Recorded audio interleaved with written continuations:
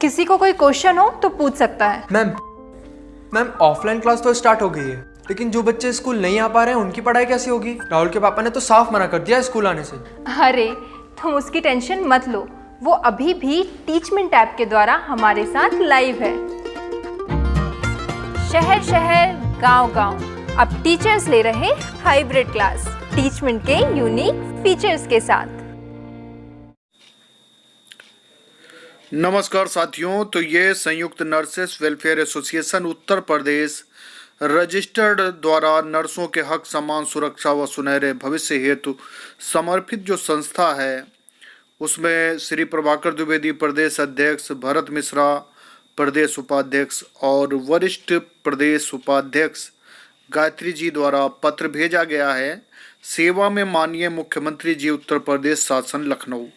इसका विषय रखा गया है ये यूपी में एनएचएम के अंतर्गत संविदा पर प्रदेश में कार्यरत स्टाफ नर्सेज के समायोजन के संबंध में संविदा पर कार्यरत स्टाफ नर्सेज को समान कार्य, समान वेतन दिए जाने के संबंध में पत्र है। तो क्या है कि महोदय, गत दिवस पूर्व लोक सेवा आयोग के द्वारा कराई गई अस्थायी परीक्षा को निरस्त कर निष्पक्ष तरीके से कराई जाए, जैसा कि लीक हुआ पेपर मीडिया के अनुसार दिखाया गया है। इस विषय पर जल्द से जल्द कार्रवाई की जाए और भर्ती प्रक्रिया को निरस्त किया जाए। तो नंबर 1 पे क्या रखा गया कि यूपी एनएचएम के अंतर्गत प्रदेश की समस्त स्टाफ नर्सेज की एक समय सीमा निर्धारित की जाए और उनको समायोजित किया जाए, जिससे कि उनको अस्थायी नियुक्ति का लाभ मिल सके। नंबर 2, मध्य महोदय, प्रदेश में लगभग 15,000 स्टाफ नर्सेस यूपी एनएचएम के अंतर्गत संविदा पर कार्यरत हैं, जो कि निष्ठा व निस्वार्थ महामारी आपदा के समय कार्य कर रही हैं। उनको ऐसी स्थिति में परमानेंट की भांति वेतन आहरित किया जाए व कोरोना जैसी महामारी में अपना योगदान देकर मृत्यु हो जाने पर उनके परिवार को व आश्रित को नौकरी दी जाए, जिससे उनके परिवार का भरण पोषण सुचारू रूप से चलता रहे व उनका परिवार आपका सदैव आभारी रहेगा। यूपी एनएचएम के अंतर्गत कार्य कर रही प्रदेश की समस्त स्टाफ नर्सेज को जल्द से जल्द समान कार्य समान वेतन नियमावली लागू की जाए, जिससे कि उनकी आर्थिक स्थिति में सुधार हो सके। महोदय, आपसे निवेदन करना चाहता हूं कि स्टाफ नर्सेज कोविड-19 में ड्यूटी कर रही हैं, उनको आने वाले समय में सर्वप्रथम अस्थायीकरण करने की कृपा करें, जिससे उनका मनोबल बढ़ सके।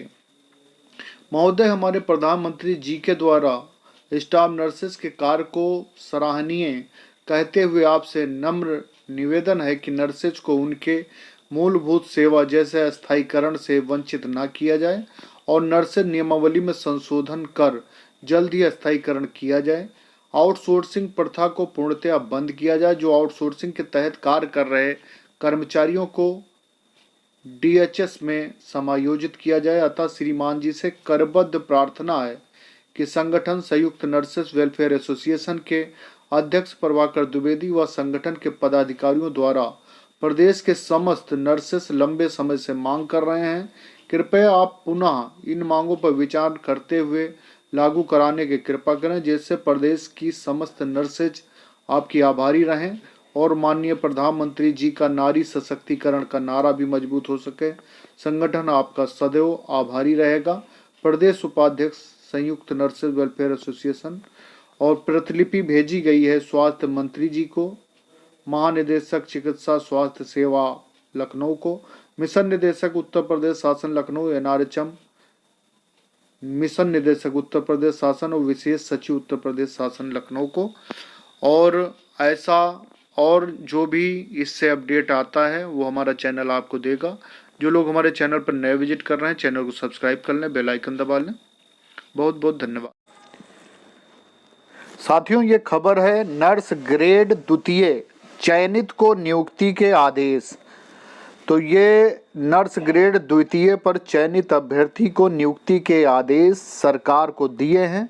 नर्स ग्रेड द्वितीय भर्ती में एक चयनित अभ्यर्थी को सरकार ने नियुक्ति इसलिए नहीं दी क्योंकि उसके विरुद्ध 3 अलग अलग धाराओं में मुकदमे दर्ज थे और ट्रायल पेंडिंग था।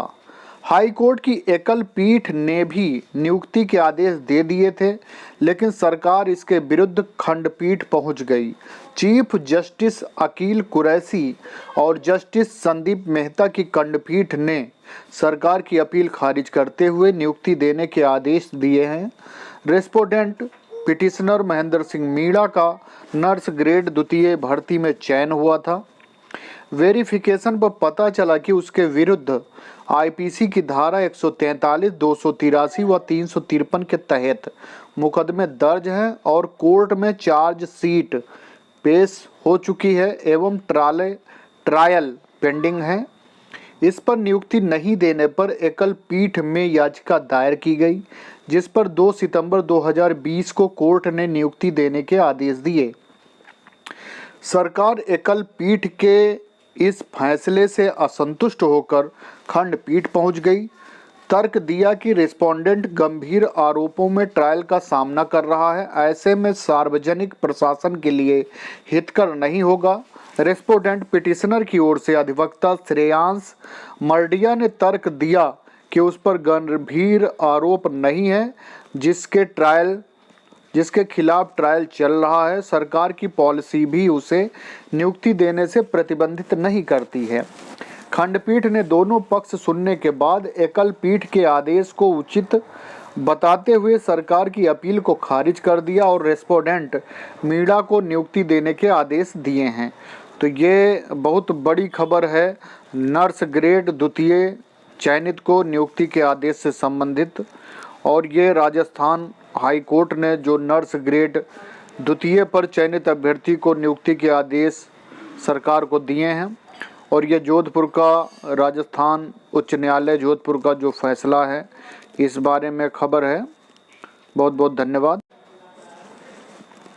IOCL recruitment 2021 Indian oil corporation में 1968 पदों पर निकली वैकेंसी, जाने योग्यता समेत अन्य डिटेल्स। IOCL अप्रेंटिस रिक्रूटमेंट 2021 नौकरी की तलाश कर रहे युवाओं के लिए सुनहरा मौका सामने आया है। Indian oil corporation limited IOCL ने अप्रेंटिस के 1968 पदों पर भर्ती निकाली है। इस भर्ती के जरिए कॉरपोरेशन की विभिन्न रिफाइनरी में उम्मीदवारों को अप्रेंटिस के लिए भेजा जाएगा। इस भर्ती के लिए आवेदन करने के इच्छुक उम्मीदवार इंडियन ऑयल की वेबसाइट iocl.com पर जाकर ऑनलाइन आवेदन कर सकते हैं। बता दें कि ऑनलाइन आवेदन की प्रक्रिया 22 अक्टूबर 2021 से शुरू हो चुकी है। इन पदों पर high school, intermediate, graduation, ITI और पॉलिटेक्निक का डिप्लोमा हासिल कर चुके उम्मीदवार आवेदन कर सकते हैं। उम्मीदवारों का सिलेक्शन भर्ती परीक्षा के आधार पर किया जाएगा।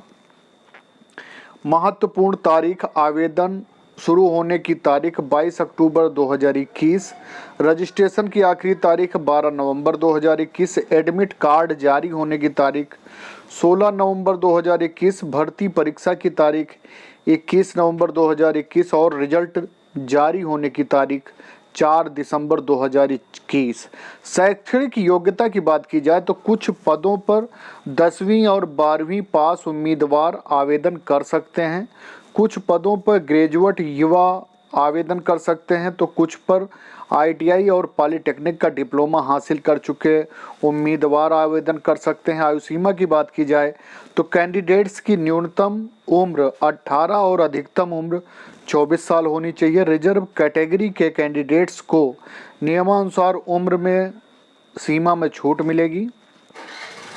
आवेदन शुल्क नोटिफिकेशन के मुताबिक अप्रेंटिस के इन पदों पर आवेदन करने वाले किसी भी कैटेगरी के उम्मीदवार को कोई आवेदन शुल्क नहीं देना है। सभी के लिए आवेदन शुल्क है। चयन प्रक्रिया इन पदों के लिए सिलेक्शन लिखित परीक्षा के आधार पर किया जाएगा। इसकी डिटेल नीचे दिए गए इंडियन ऑयल अप्रेंटिस भर्ती 2021 नोटिफिकेशन से प्राप्त कर सकते हैं। ऐसे करें आवेदन। उम्मीदवारों को इंडियन ऑयल रिक्रूटमेंट पोर्टल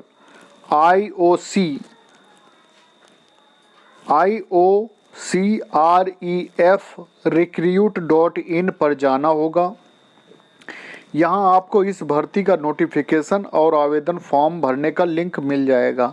आप सबसे पहले नोटिफिकेशन को डाउनलोड कर लें और उसे अच्छी तरह पढ़ लें। इस भर्ती और आवेदन से संबंधित और भी जो जानकारियाँ हैं, जहाँ पे आपको डाउट लग रहा होगा, सारी चीज़ें क्लियर हो जाएंगी। तो चलते हैं, धन्यवाद।